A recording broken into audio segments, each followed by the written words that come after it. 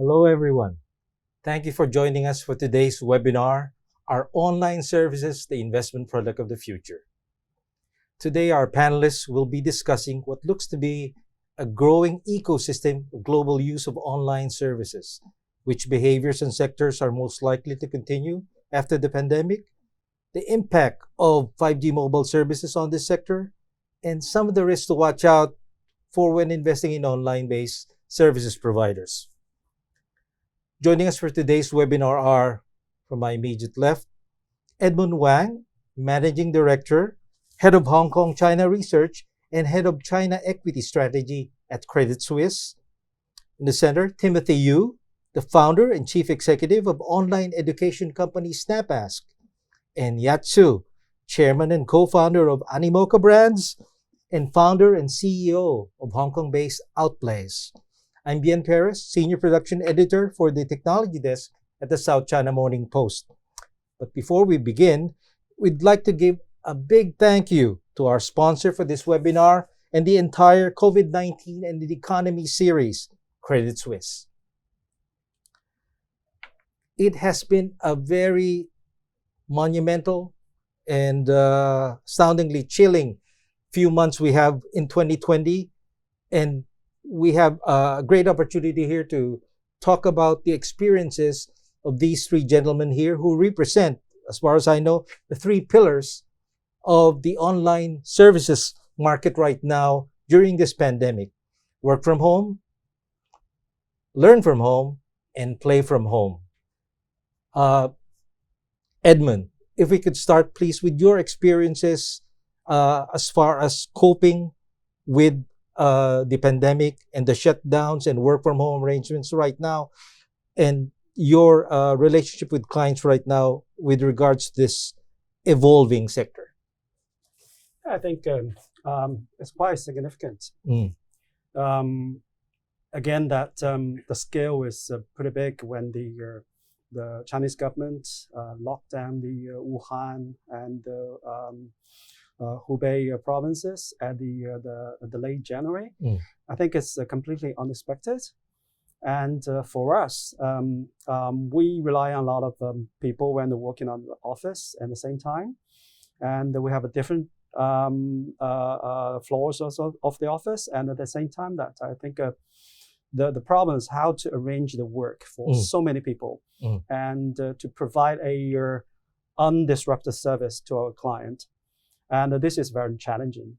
And from the very beginning, you know that we all talk about BCP plan, Yes. business contingency plan, and I'm part of the committee. And to be honest, if you're looking back, not many people will take 100% serious, right? They think, oh, wow, this is a part of the work we need to do. But in the end, you don't think the possibility to have such things happen, event happen, is very high.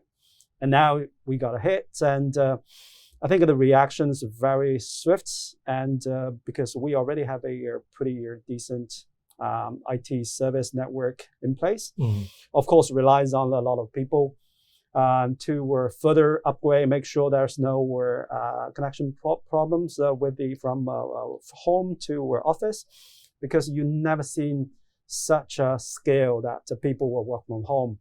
Yeah, we used to have someone that work from home at midnight and work in some research pieces, submit to the network, but you won't have more than 50% the people work from home. Okay. So this is tough. Yeah, of course, the hit to average people also were unexpected, because yeah, for me, usually I share the laptop with my kids, because they sometimes use the laptop to search something, and I use the laptop to work, but not all the time. But then we have a problem that everyone wants to use the same laptop at the same time, because they had to study from home as well. And then we have to build a home office much more seriously than before, right? So I think this is getting to a normal right now. I think a lot of people are talking to, they already build a decent home office and a big screen, and they don't see as a big difference from working from home to to the work from the office in terms as long as the connection is is good enough. Excellent. So now we're working on the shifts, and I talked to different people, and people reaction is very funny. Some people missing the time with office, especially FaceTime with their colleagues and the clients. But they've adopted. Yeah, sometimes people will say, okay, yeah, probably we can manage our stuff much more efficiently because you can use the time more efficiently if you can work from home. Yeah, in terms of service the client, that would be tough at the very beginning. Of course, that historically, from very beginning, we all talk to client face to face, and they come to our office, we go to their office. But now we can do that, and because the technology is ready, not only the infrastructure, but also Zoom is coming, but also at the same time you have Alibaba, also Tencent, these Chinese company, they are launching their own video conference service. Everybody has adopted. Yeah, so that would be of course it's very different from you were attending meeting in person and talking to people in person, but as I would say is a good compromise and also much more efficient from the client point of view. Before they cannot imagine they have 8 or 10 meetings a day because you need to go to these different places to meet people. But now they can use the time more efficiently. Of course, some people will, after the 8 calls a day, they feel a little bit tired, but they can do their own stuff, right? To even some exercise when you make sure you mute the phone, that will be okay. So I think the impact is all around. I think it's for us, it's good that we have seen that people were adapted to the new environment. Good. Very, very good. Yeah. For Snap Ask, you've got operations Southeast Asia, Taiwan, Hong Kong, obviously. How have you adopted, or your operations adopted to the situation right now? Well, yeah. So when COVID hit in end of January, beginning of February, we experienced firsthand how usage and students acquisition, the numbers have been going up pretty significantly. But to allow the audience to have a brief understanding of what Snap Ask is, we connect high school students and primary school students with qualified university tutors to have one-on-one teaching. So this whole experience happens on our mobile platform. They take a picture to ask question, and they receive help within seconds. So this we can pretty intuitively imagine this is the perfect tool for students who are stuck at home. Because when COVID hits, a lot of schools they are suspended because the government has issued order to shut down schools, and intuitively tutorial schools would follow, those conventional ones that students have to go there to study. With day school and tutorial schools shut down, there is one thing that haven't been shut down, which is the exams. Exams are not canceled. So students still have to prepare for exams, and that's why it's inevitable for them to still find an alternative to stay home and study. So Snap Ask become the, before it was one of the tools that can help them, and now it becomes the only tool that can support them at home. Was there a change in traffic? Yeah, so in the beginning of the year until now, the first 6 months, we have acquired over 3.5 million students in all these 8 markets combined. In Hong Kong, in Taiwan, we even launched on top of Southeast Asia, also in Japan and Korea. So all these countries we know have been heavily hit by COVID. So since then, it's over 50% of increase in user numbers. And for usage, it's over 40% day-to-day. We can observe them from how many questions they've been asking, how much FaceTime they have with our tutors. So all this is really, I would say, although unfortunate, but pretty encouraging information for us to know how online education have become a mainstream for students. Excellent. For the gaming sector, what has been happening in your organization and the trends that you're seeing outside? Well, I think broadly, we're sort of part of the macro picture of gaming as well. Gaming has just grown tremendously, particularly now that people are at home and they're not sort of hanging out. They play games. And in the beginning, when COVID hit, gaming was sort of more of a pastime. So like every day was a weekend. So I stay at home, I play games. But when that started to become more permanent, there was a shift in sort of the attitude of game players, where it wasn't just entertainment, it ended up becoming a way for social engagement. So the numbers continue to increase, not just because people are just sort of entertaining and playing with it, but it's now a way in which they socialize. So, they used to go out to a bar, they used to hang out with friends, and now basically they're playing games. And so sort of traffic increases, depending on different platforms, have been up in some cases 6 to 8-fold in terms of particularly for the more mid to hardcore segments. Okay. And that's partially because there's multiple types of casual games that people you see sort of maybe play on a train station or something. They play for 5 minutes, and it's designed for sort of intermittent play. You play, you stop, you do something else, you play, you stop, right? So that's a typical mobile casual game. But because you now have time, you can basically sit down and engage for 1-2 hours. People are now downloading and preparing for games where they spend serious time, which are bigger worlds, whether these are massively online worlds or sort of anything that's online connected. So I think those have been the real winners, and we can definitely see the difference in the install based on those games that have social interactions and have online play. For the habits and trends that you're seeing right now, what are some of the things you expect to retain over the following quarters or even years? And what would be some of the trends that will probably fade away after this burst of enthusiastic adoption of your online services? Maybe we could start with SnapAsk. So we thought COVID is just temporary, right? It's going to be 3-4 months, maximum 6 months. But now we see it again. Like just last week, we see double-digit cases coming up every day, right? So one of the things we were thinking about is, okay, after COVID, everything will go back to normal. And we can, as usual, going back to school in September, going back to tutorial schools, because that's just how we used to learn, right? But now we don't know. Maybe this will go on for another 2 years. So there will be parents, students, and teachers that are adjusting to this whole situation by seeking for what's the new normal. And I think it's just like 10, 15 years ago for e-commerce.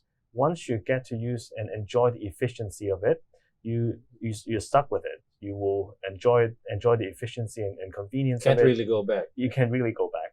So I would say in future, what will be impacted the most are those offline tutorial businesses. It cannot go back to normal. You have to get your classes to smaller size. You have to have social distancing between desks. And if all these hassle are implemented in tutorial schools, for parents, it might be increased in price. For students, it might be less convenient for them. So they would think, why not I just stick with 100% online? If it can offer the same value with much more convenience, and the cost is probably much more affordable. So I think all these combined, it's a very dramatic shift from going on offline to online, and it's not going to go back. Yeah. Well, I mean, I think similarly, based on the SARS experience, previously everyone was thinking of this as being particularly local phenomena, and the rest of the world was treating it as such. So we were basically just looking at it from that perspective. But now something that has gone on for many months globally, you could say habits have been formed, right? Preferences have been made. And I think what's been identified now is that there are some people who sort of really desire to have the social engagement in a physical way, but there's a whole bunch of people who are saying, actually, I kind of like this. I like hanging out at home and playing games with my friends and my family and so on. And as we can also see within games as well, family members are engaging globally, right? So that's the other thing, because you can interact in a way you couldn't do before. Before it was like, I'll see you next month, or I'll travel to you. And now you can't travel, and so let's do something together. And you see family members, for instance, the most famous example, I guess in that sense, is Animal Crossing, right? Which is a very casual game on Nintendo. And now basically all the people who have maybe played games before when they were sort of kids have come back to play it, but with their family, right? And that's a new phenomenon as well. So you have a large rise of sort of community social gaming that's taking place. And I think, people aren't looking to necessarily change social engagement, but they are seeing this as the best alternative. And of course, now you have connections. I mean, if you think what was the success of Facebook, in sort of, let's call it social 1.0, right? Gaming is now evolving really to a kind of social 3.0 in a sense, because you can do so much more with it. Social 3.0. Well, if you think about what you can do, right? When we think of social, we think of sports sometimes. Yes. So we go and watch someone play basketball, we engage in the sport, we sit around, we hang around, or we play tennis together, right? In the sort of existing older form of social, it was really text-based. I sent a comment, a chat, I could do a like, and all that kind of stuff.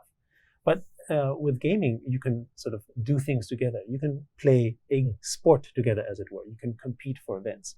That's far more engaging. And before, you had time limitations. A family member, your mom and dad couldn't do that with you because, he was busy. You come home at dinner time, everyone's tired, kids play by themselves. Now, mom and dad's not going to work, right? Or they're working from home.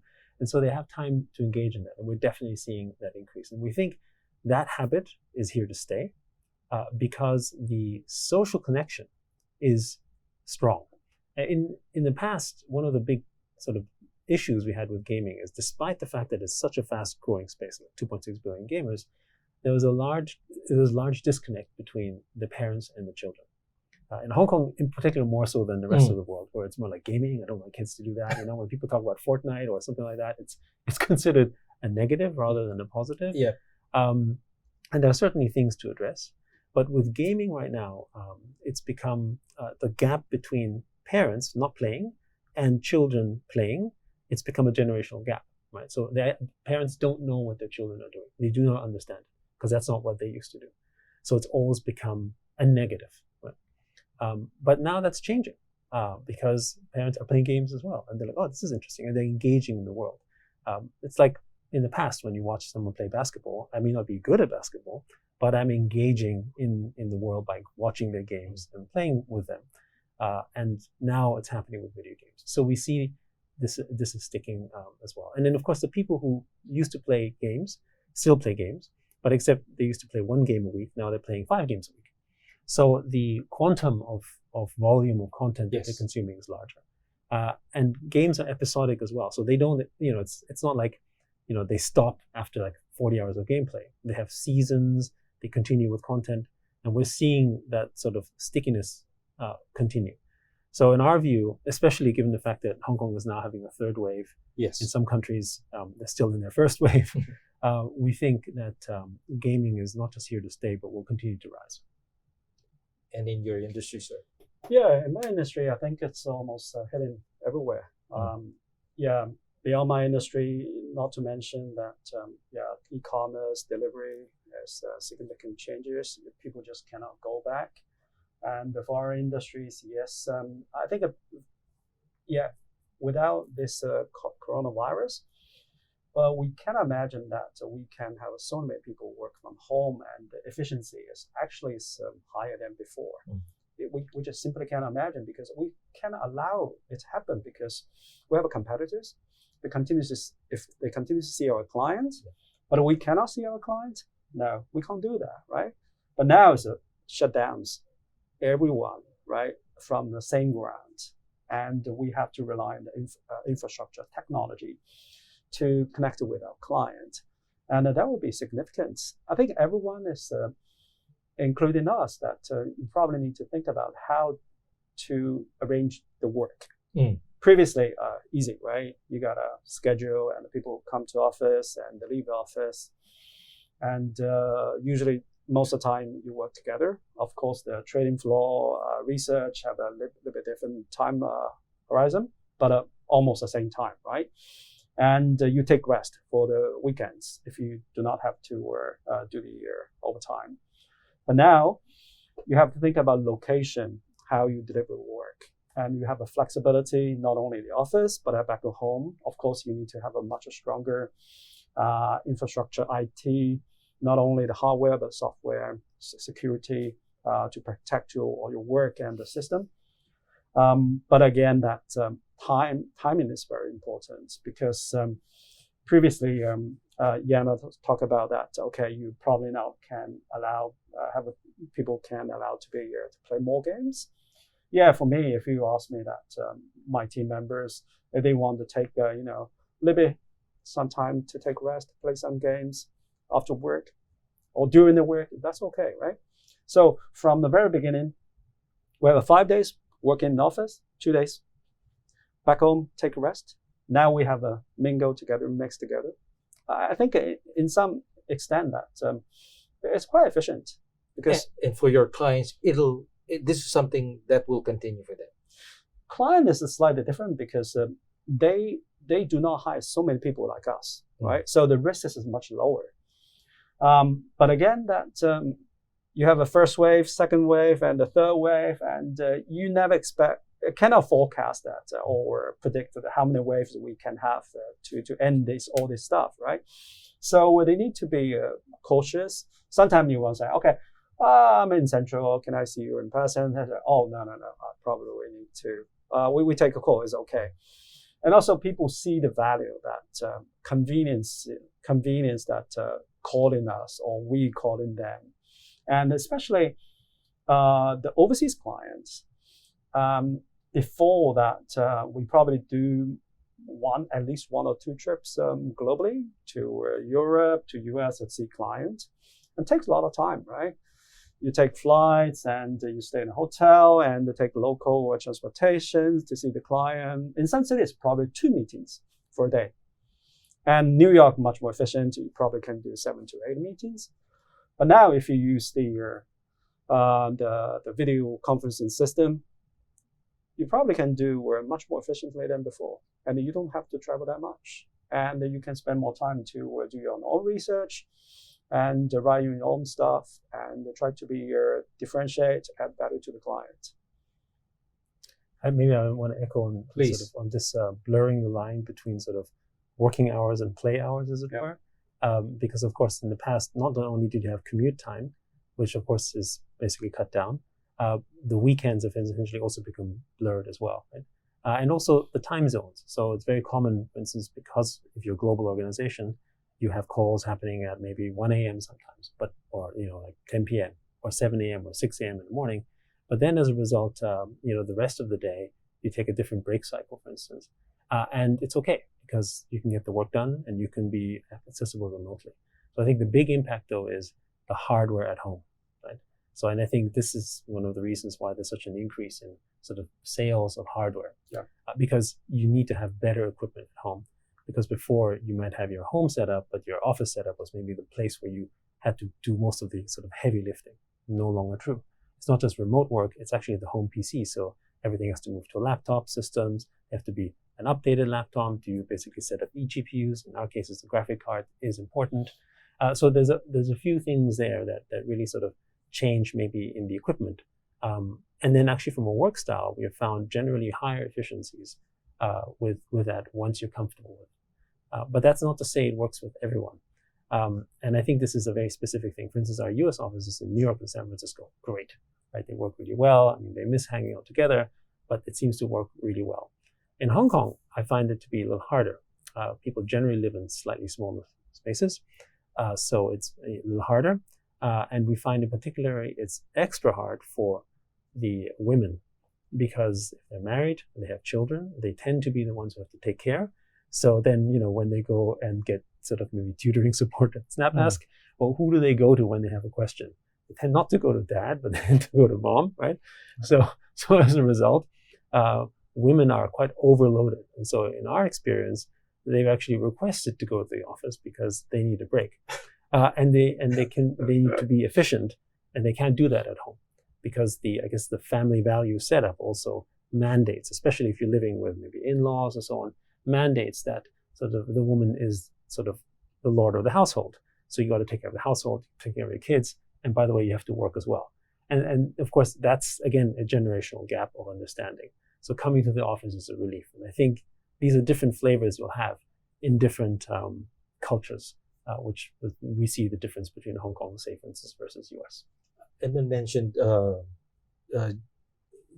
first at bat was we now have the infrastructure to support these variety of online services that you have and that will probably emerge over the next several quarters to years.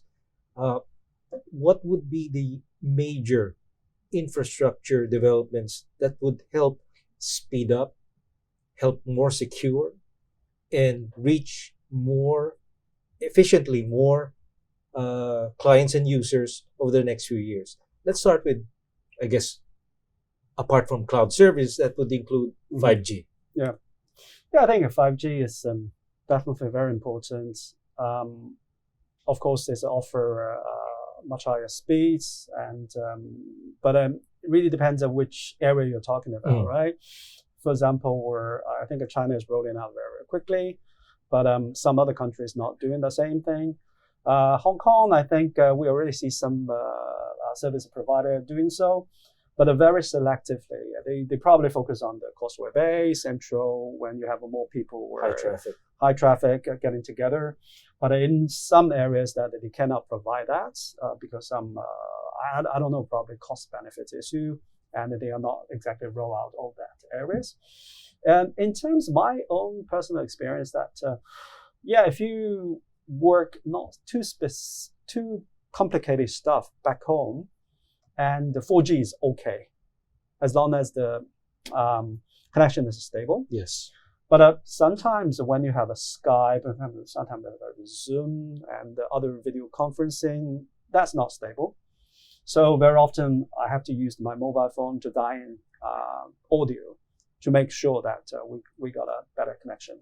So I think that's areas after the 5G further rolling out, not in Hong Kong, but also China, that I think other infrastructure need to catching up, including service. So not only the software, and I think a back-end office, if you talk into the IT department, they probably need to much more sophisticated, where protection softwares. Otherwise, you cannot handle so many people visiting the service at the same time. So I think still many things to do. Yeah, but I think we are on the right track, because for the service provider, they already seen pretty decent demand. On the ground. And for online education, obviously, you just can't have that lesson skipped if there are any disturbances. You need efficient infrastructure. Right. We in Hong Kong, we all think probably Wi-Fi is enough, 4G is enough. Yep. But it's not true for all 100% of us, right? So in recent studies, especially when COVID started, a lot of schools, they want to still continue having classes online, and they were trying to do live streaming for them. And live streaming to students, maybe 70% of them, they learn from home, they have those equipment, their Wi-Fi is stable. But for the other 30%, they probably don't even have access to internet at home. This is very hard to imagine in Hong Kong, right? But it actually happens. And what we see is, for these students, they don't have internet connection in Hong Kong. They can only buy a SIM card. That's quite unfortunate. Or they can just borrow the Wi-Fi from the neighbor. So that's actually happening in Hong Kong. Very hard for us to imagine. And I think with the implementation of 5G, first of all, you don't experience jams anymore. It's covering from originally 4,000 phones per square kilometer to over 1 million per square km. So this is a very huge improvement, and you won't see any lags in classes anymore. All the interactions are really bilateral instead of, hey, I can't hear you, can you repeat that again? Yeah. All these are making people quite frustrating, right? For example, work from home, or even originally working from office, we all are angry at our Wi-Fi, right? Why is it not working? And it happens to a lot of us. And for students, especially when you're having a live class, you don't want to stop the class to ask the teacher to repeat that, right? Because it will influence the other 40 students in the same classroom. So this is the issue which I think 5G is going to improve a lot, not just in terms of efficiency and how smooth the internet could be, but also affordability to cover all 100% of students in every corner of the world. For gaming, sir? Well, I mean, I think first of all, our view generally on technology adoption is that it's inevitable, right? And what COVID simply did was accelerate that trend, literally, like put it years forward. So the need for things like 5G or the infrastructure definitely is important. In the gaming world, for instance, when you talk about sort of professional esports, things like 5G become very, very important, because you want to be able to, it makes a difference whether you can shoot that gun literally split seconds faster than the other guy. So you want to make sure it's a level playing field. And of course, general use of bandwidth because of an increase. So, that's important. But the other thing that we do have some sort of concern around is that because it's accelerating so fast, this sort of pronounced digital divide will happen. Right? Just as just pointed out, not everyone can have the sort of bandwidth access, and I think it puts in a different question as to sort of is a sort of internet access, is it a privilege or is it actually equivalent to a sort of a basic right? Right? Because especially in the future, that's something that I think will be the case. Because if you don't have access, COVID aside, you don't have access to the information. You can't play games and be social with others. You can't meet clients, for instance. You can't do any of that stuff. To me, I think this becomes a bigger question as well. And I think one of the areas that governments are probably scrambling as well is with this, and with the heavy influence that these online companies have as well, sort of how to manage that from a social standpoint, which I think is a big part. And from a gaming standpoint, because they're all large, micro social communities, conversations about sort of gaming governance or sort of rules around it start to emerge, because they're literally living in these virtual worlds. Virtual assets are being sold for lots of money, in some cases millions of dollars, within these virtual worlds. So you start getting into these interesting environments around and discussions around sort of virtual communities that have real meaning. Oh, and we'd like to remind our wonderful audience out there, you can start sending your questions for the end of the webinar. Thank you. Cybersecurity. Again, this is something that remains a sticking point as far as for the adoption of online services, whether it started back then in 3G, but now with the access to technology and the dark web, cybersecurity has become more concerning, something that is to be concerned about, especially for parents, for the online education sector and the gaming, and most especially in business, sir. Maybe we could start with Yat again. Well, I mean, as we have more reliance on online services, cybersecurity is obviously very much on the increase. In our particular case, there's two kinds of cybersecurity we really have to worry about. One, of course, is the player themselves, that basically their account doesn't get hacked, but they don't lose their data. In particular, bearing in mind that with the new wave of gaming, where virtual assets have actual value and meaning, those assets are worth a lot, right? In some cases, hundreds of thousands of dollars. So you have to ensure that these assets are maintained, that they don't disappear, that they have essentially some kind of validation and security around that. You can see sort of that already happening in, for instance, what happens with crypto and blockchain. It's the crypto as a Bitcoin itself is secure. However, someone can steal it from your wallet or can take it from an exchange, right? And that level of security, and boom, before you know it, millions of dollars is lost because they didn't have that security. And these are virtual assets as well, right? So that's one element. The other one is the integrity, right? As games become more popular, people look at ways to hack it, to enter it, because there's real money involved, as well as essentially people maybe just want to hack the leaderboard. And that kind of change, that kind of sort of compromising of the integrity will completely destroy the trust of the game framework. So on the corporate side, cybersecurity is definitely on the rise. And essentially, it's an arms race. No different than we think than it is with enterprise. Timothy? So a couple of months back, when teachers started having classes online, people were using Zoom, right? So we know about this whole incident of inappropriate things happening when a class of students are tuning in. So this has been a very big concern for the parent community, definitely, and for all the educators as well. I think, although Zoom immediately fixed that issue, but I think it's more of a confidence thing, right? You have to make sure parents, they are putting their underage in front of the computer with not knowing who is going to come in and what kind of appropriate or inappropriate content is going to be shown. I think it's the responsibility for the platform and those educators to make sure it's a safe place for the students. And it's not something that can purely be solved by technology. It's to echo on that, it's the integrity and also the content provider, the company itself, to make sure this is happening, to create a safe place for students. And for your industry, sir? Yeah, for our industry, I think it's crucial because it's not only the information of the clients, including the names or contact details, is more importantly, for example, where sometimes we have in research department, we have unpublished research. And sometimes, it could be significant enough to move the asset price. Exactly. And if someone get access from outside, that would be very dangerous. And also, we have huge trading volumes, and every day with the stock exchange and other collection program with China and globally, right? And if we get a hit, I think this is a huge problem for us, not only for us, but also for our clients. That will be leading to reputational risk, and also we will have a big problem with the regulators. So for us, that the cybersecurity is a top priority. As online services providers, what are some of the strategies that you expect to push forward in terms of, probably this is the most sensitive part, is reorganizing your assets and your resources, which means, will you be cutting jobs? Will you be adding jobs? Will your supply chain change? Especially for the gaming sector, you have your developers there and your community of, game testers.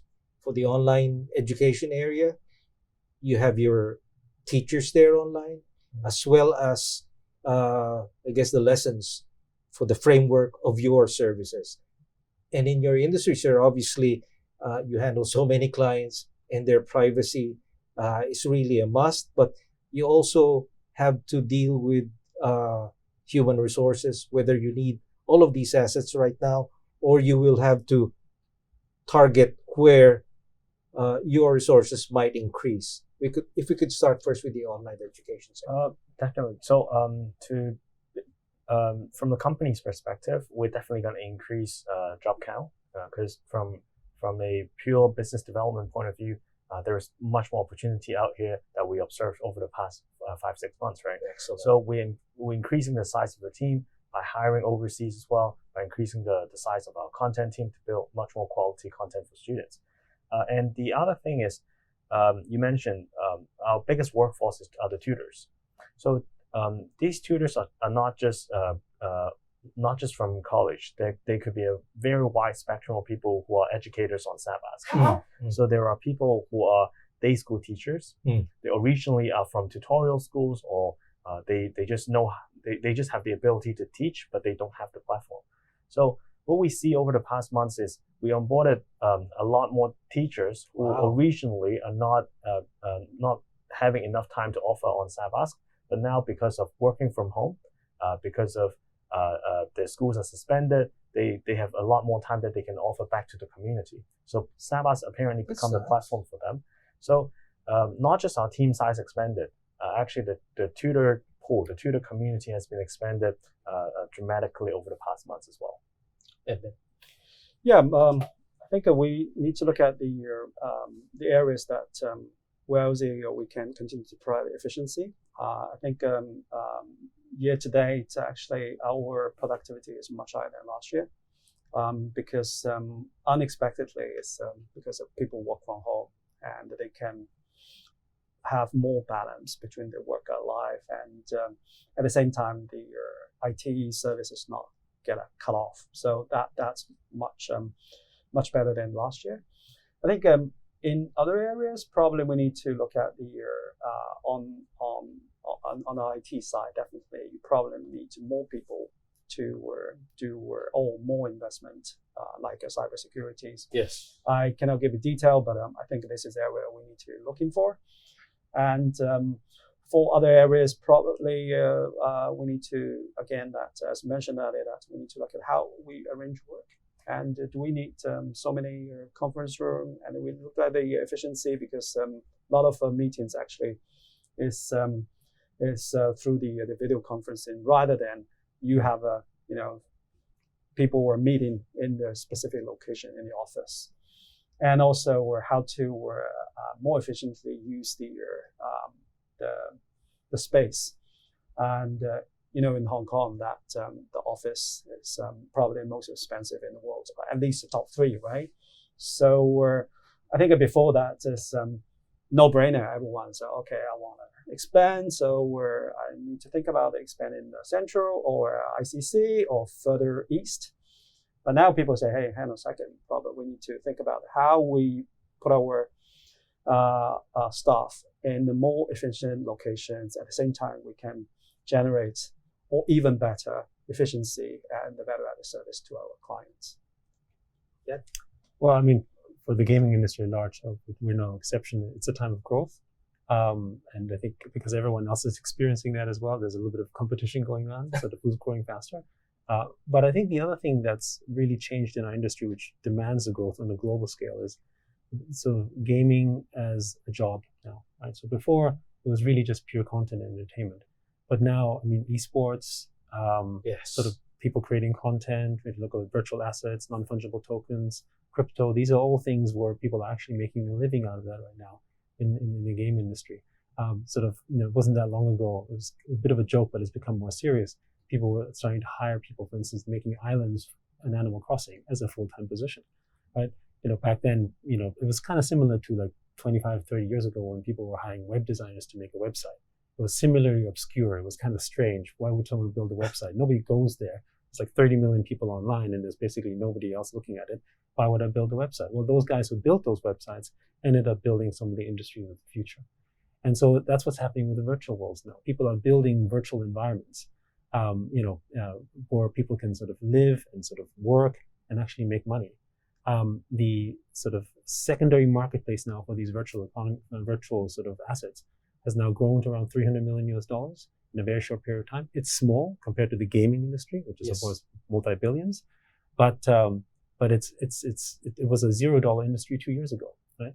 And again, COVID has just expanded that. So we see gaming no longer just as a pure entertainment content platform, but essentially an element of future of work. Anyone can answer this next question. It's just about outside of your industries. Which online services that we have right now, or probably will have in the future, do you see sticking around precisely because people have grown more comfortable about the convenience and security of online services right now? Could we start with you, sir? Well, I think out of our business, probably, I think education is very important. Yeah, because my personal experience with my kids and before it's as usual, they need to go to school and take some private lessons with the tutors, and you probably need to go to Causeway Bay and the Wan Chai to see people. But now, given the COVID, the outbreak, and we think about the alternative. They're using in the school, they're using the Zoom system, and also they're using some Chinese education online providers. And before, you probably never think about that, right? But now you feel that it's pretty competitive, not only in the price, but also the efficiency, and they tend to love it because they don't have to travel, they commute that much. So I think that's the area that out of the business is getting more interesting. Yeah. For me, I definitely would say education. Right? It's always a necessity. Yes. It's not like without COVID we won't thrive, right? I think COVID it's only accelerating the whole trend of adoption of online services. Education is one of the industry that happens to own the audience from age of 6 until they are probably 20, 21, until they finish college. So the whole experience right now, you're going from not just helping them as a complimentary service when you're at home, you can find someone to help you. It's just one-off and on demand, right? It's becoming, if I'm spending 2 hours at home doing my self-study, what are the tools that I must have? What are the content and the way of delivery that I should be enjoying? So people are very conscious right now on what kind of tools they would choose, what kind of content provider they would choose, and what kind of platforms they want to spend their time on.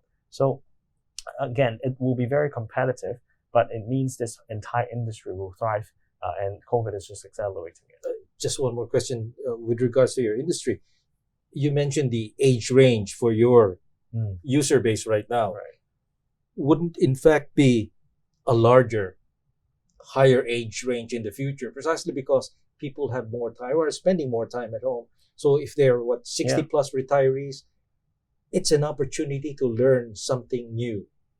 Yeah, definitely. I think the whole concept of online education is not just to move activities in classroom to online.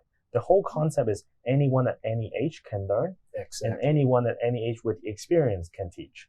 You can see people who are 60 plus, who probably possess a pretty good experience in history, in language. They can offer their time with people overseas, right? And I think the same goes with even younger people. If I'm at the age of 12, I can teach a kid at the age of 6. Or this actually is, there is no boundary to what age you are and what kind of topics you can teach or learn. Yeah. So, Well, I mean, I think all of these are important topics. For us, we see what COVID has enabled, essentially that fast acceleration of essentially technology adoption, as an opportunity for complete paradigm changes.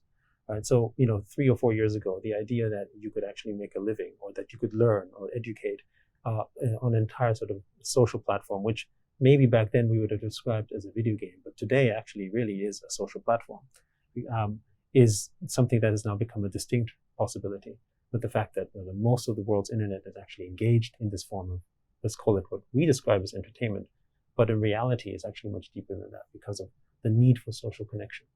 But now, especially as the world seems to become more polarized, and especially as, somehow physical walls and borders are being erected out of necessity in terms of health, but also out of politics, where people are erecting walls or doing all sorts of things to prevent people from connecting. I think the social connection that you now get from online becomes even more important, but not necessarily in one that can be weaponized, as we've seen with social media platforms, but in forms that are engaging.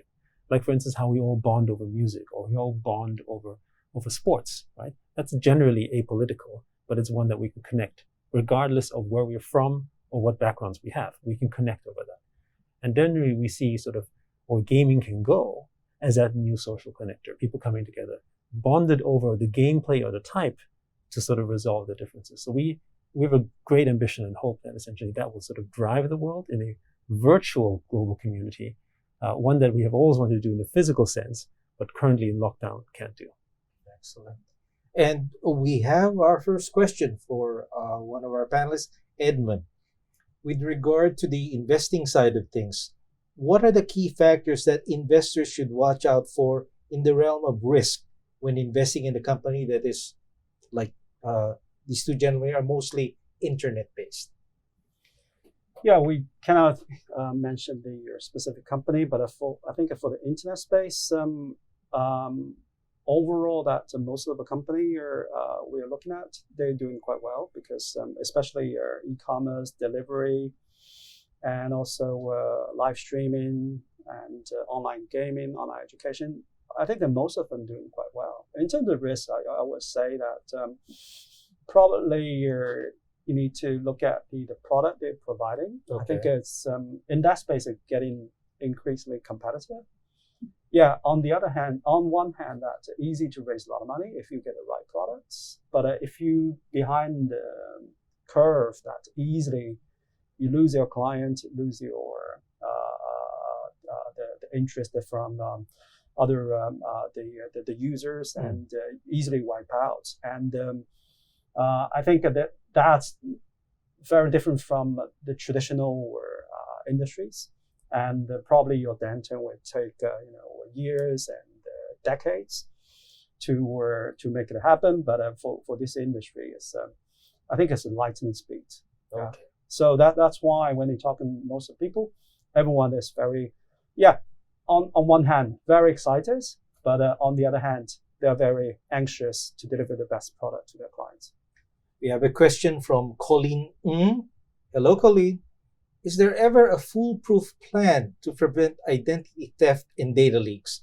Or can we only rely on recovery plans when these incidents occur? Anyway. So my general thought on this one, I mean, identity theft is a very real issue. But part of the reason why it's a very real issue is because the data source is basically stored in a centralized fashion, either in a government database or in a company database. You can hack into it, you can compromise, right? So there's new technologies that are now emerging, which I think will accelerate again because of the need to be online, such as blockchain, for instance, right? And so the provenance of what blockchain could offer for instance, virtual identity ensures that you can't steal it because that identity is verified across millions of nodes, not by a government, not by an individual organization, but essentially through a network of networks, essentially pooling the power of network intelligence. So to me, that is sort of where that's headed. And while we're not quite there yet because of the adoption, it reminds me a little bit of where the internet was 30 years ago, and a similar kind of promise. So I would say we're getting there, and the need to get there is ever more critical, which is why I think more investment will happen in this space. And there's already a lot happening there. Anyone else? Yeah, that definitely a lot of investment need to put in that specific areas. That, as mentioned earlier, that for us it's not the identity problem. It's a data problem, and or even in some worst case that you have a disruption of the tradings globally and the asset price globally. That's crucial. That's in the end affecting to the general economy. That's very important. Maybe if I add to that, one of the challenges is because we're not a full digital world, obviously, because we're physically manifested, right? That's right. Is that the systems we have in place to manage data provenance are centrally organized, right? Which means that it's still possible for things like fraud, right? Or it's still possible for sort of, do you trust the government to manage your data? Do you trust a company to manage data? We've seen things, what happens with privacy leaks, for instance, with Facebook and so on. They have all this data. Do we trust them to manage all this data in a responsible fashion? Is it their duty or is it not, right? And I think this is kind of, again, where these new approaches are necessary, where you basically have to decentralize that so that it's not in the hands of one and can also be ultimately audited by many, right? Because that's where you have the trust in the system. If it's basically inside, locked in a central system that you can't take a look at, then how will you really trust it? We have another question from Ms. Virginia Rigoni. As we transition more to online, how can we work to capture the important role that travel experiences play, especially with understanding other cultures? Could you comment on the role of virtual reality technologies to help address this? So maybe I'll take that first. Please. So first, I think travel, I hope certainly travel will not go away. It may be reduced, but the social connection that people get, I think that is underlying one of the big reasons why technology has grown as it is. But if you think about what are the biggest social platforms, the biggest technology platforms today in a consumer standpoint, they are social for a reason, because people want to have that connection. So to the extent that we can't do it physically, we have to then do it virtually. Now, does that mean that we'll all have VR goggles and basically hanging around looking like a scene out of the Matrix? I'm not sure, really. I think it's a way to enhance it. And if you look 20 to 30 years down the road, maybe we'll have implants. However, in the interim, short term, I actually think it's more likely that we'll be hanging out in virtual worlds and making new social friendships through things like games or virtual environments, and have a way to sort of find new common connections that way and learn about cultures that way. Where ultimately we then will also have a reunion where we'll then meet physically. Right? So I think the need to do it sort of virtually is critical to keep the connection, but I think ultimately we'll find a way to physically connect as well, because as humans we are ultimately social. We need to have a physical bond somehow. So I think that's where it's going to go. And we have a question from Virginia Liu. I'm interested in knowing what attributes of online systems or interactions can help create opportunities that would create value in other industries, which may then become a good investment opportunity in the future. Could you cite any examples?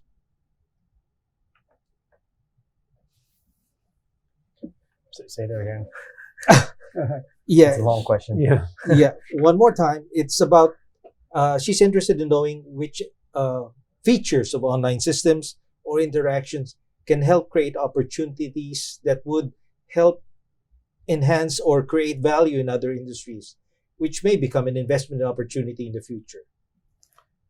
I would say, just speaking from the education industry, I believe in banking and gaming, there must be other use cases. I think the whole logic of online anything is not just to build everything on your own platform. It's essentially to bring other values on your platform that probably are could be much more efficient, could be consolidated to create much bigger value for our users. So one example is how we can bring the valuable items, valuable assets from schools, which is the teachers and also the learning content online. They might not be created all by us. They could be created by day school teachers. They could be created just by someone who just graduated from high school. How can we help them to bring their components to our platforms to offer to a much wider and bigger audience globally? So this is what I think online education essentially means. And for other businesses, for example, publishing, and as I mentioned earlier, tutorial schools that are heavily impacted by COVID, if they can find the right partners, for example, a platform that already have interactions with students every day and offer their services on the platform, this could be a even more, a much bigger and more powerful offering for the eventually that benefits the learners. Excellent. And we may have our last online question. I think, Timothy, you'll have to deal with this too. From Mr. Jack Lau, how do you measure the effectiveness of online education in terms of learning outcomes as compared to in-person education? How do you prevent online education from being just a gimmick? I think before jumping into how to define effectiveness for online learning, let's look at how we define effectiveness of learning offline first. Initially, it was just one word, exams, right? Yes. We only use exams to define success of learning in school. And eventually for life, right? For the 12 years of study, you ultimately defined by that one exam that took place at the age of 17 or 18. This is a flawed system. I think just with one sitting to define how good you're in math, how good you're in English, ultimately cannot tell what's happening after your exam. After you have an A in math, what will happen after in life, in your job, right? So if this whole exam system of defining people's success by assessments is flawed, how can we do it in a much more effective and continuous way, a continuous manner, if it happens online? It's very much doable. Imagine every day when I'm asking questions, the platform can tell how I'm interacting with the educator, how I am actually eventually progressing in this particular topic, can define my progress and also my learning ability. And it applies that I can map, I can compare students in the same class, compare students with the same attributes.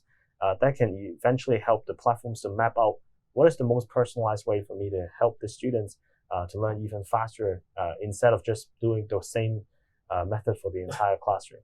So this is what I think personalization will take place. Yeah. Excellent. And one quick question, we have a few minutes left.